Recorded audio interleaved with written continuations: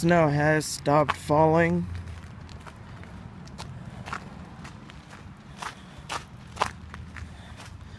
All this slush is starting to freeze up now.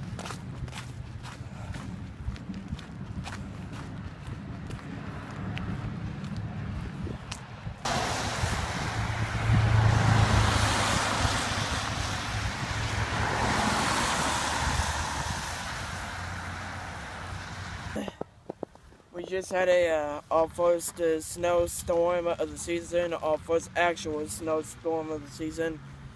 When the snow was falling, the snow is that heavy, wet snow. And now, since the temperatures have cooled, the snow is getting a little powdery, but if you get towards the bottom, the snow is still wet somewhat.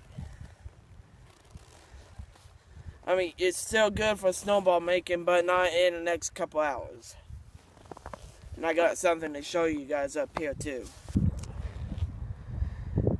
Can you guys tell the difference? You can see a hell of a lot more now. And as you can see in the distance, I'll zoom in, some fog going on.